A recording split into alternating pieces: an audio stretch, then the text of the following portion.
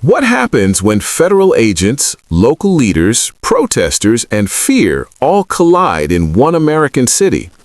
Minneapolis has become the center of a storm that is raising serious questions about law enforcement, public safety, and political power, and what is unfolding is far more tense than it first appears. Anti-ICE activists are protesting together in Minneapolis as the Department of Justice looks into Governor Tim Walz and Mayor Jacob Frey for allegedly blocking or interfering with ICE operations.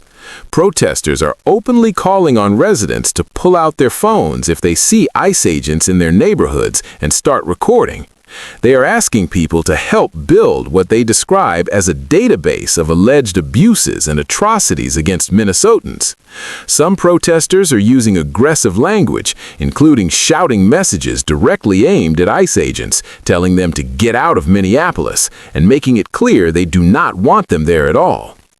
According to information shared on Fox News, DHS agents who had rooms booked at the DoubleTree Hotel in downtown St. Paul were notified that the hotel would be closing due to threats reportedly received by staff for housing immigration agents. During the broadcast, sympathy was expressed to Border Patrol leadership, with hosts saying they were sorry for what agents and their families were being put through. It was revealed that multiple staff members, including Border Patrol and ICE agents, were told they had to leave their hotels. A senior Border Patrol official explained that he received word late at night that it was not just one staff member affected, but more than a dozen agents from Border Patrol and ICE.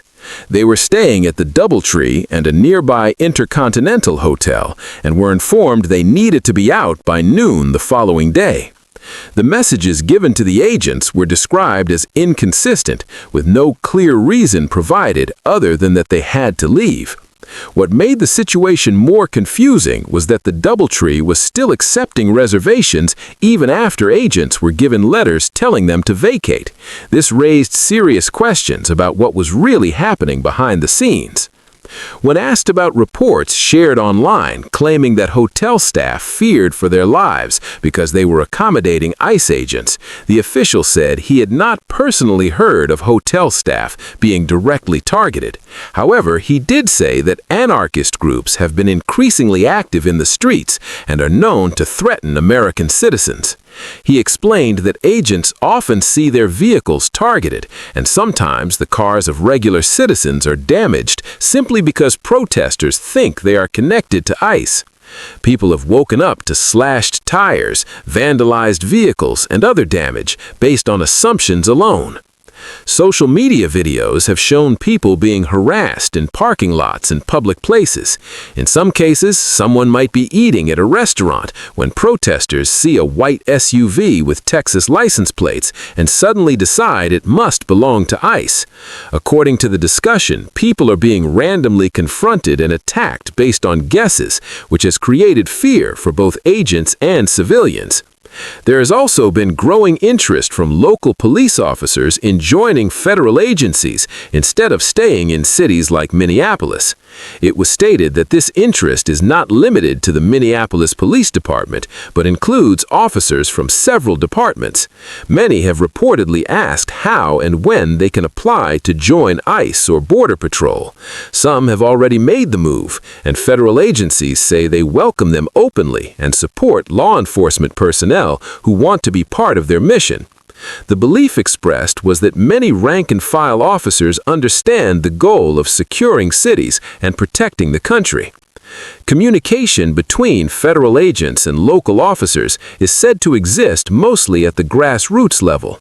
Border Patrol agents and ICE officers reportedly communicate well with rank-and-file police on the ground. However, communication with senior leadership has been limited. It was claimed that Mayor Frey has told police to oppose ICE and Border Patrol operations in the streets, putting senior leaders in a difficult position under city leadership. Mayor Jacob Frey defended his refusal to cooperate with immigration officials by stating that Minneapolis works closely with the federal government to remove violent criminals from the streets and has seen success doing so. He said the city does not partner with federal authorities to pull random people off the street based on how they look or where they are from.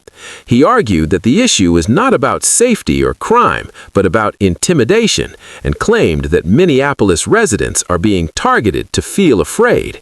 That description was strongly rejected by Border Patrol leadership, who called it a flat-out lie. They stated that many individuals are held in local jails and are not turned over to ICE or Border Patrol, and that when those individuals are released, they may go on to commit more crimes. Federal officials said they have repeatedly asked to be allowed into jails to take custody of individuals before they are released, but city leaders have refused. Because of that refusal, agents say they are now forced to operate in communities instead of controlled jail settings, which they argue increases risk for everyone involved. Protests have continued, and while some images show people standing together peacefully, there are also reports of ICE agents being hit with bottles and chunks of ice as they drive by. A federal judge appointed under the Biden administration ruled that agents cannot use tear gas or pepper spray to disperse protesters and protect federal officers. On the ground, agents say they are still able to use less lethal tools where legally allowed, and that there is no complete ban. They stressed that these tools are meant to protect officers, the public, and even the protesters themselves. Officials warned that taking away less lethal options could lead to more dangerous outcomes. Video footage showed a senior Border Patrol leader wearing a traditional overcoat rather than tactical gear while standing in front of his agents and marching with them. He explained that he had come directly from a media appearance, but wanted to be with his troops. He noted the historical significance of the trench coat, dating back to the founding of the Border Patrol in 1924, and said it was also practical for Minnesota's cold weather. His message was that leadership should be present on the front lines, whether in dress uniform or full-duty gear. Finally, questions were raised about President Trump and whether he might consider invoking the Insurrection Act. It was said that the president and his administration are closely watching what is happening on the ground and are very aware of organized groups attacking law enforcement. According to Border Patrol leadership, the administration is monitoring the level of organization among protesters in Minnesota, comparing it to other cities like Chicago and Los Angeles. They described the groups in Minnesota as more organized but less aggressive, while making it clear that the situation remains under close observation and that future decisions will depend on how events continue to unfold.